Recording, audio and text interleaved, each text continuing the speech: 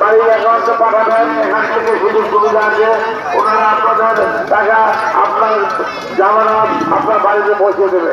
সবাইকে ধন্যবাদ।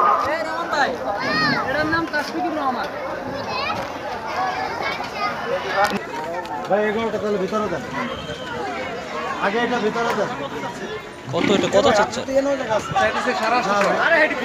আরে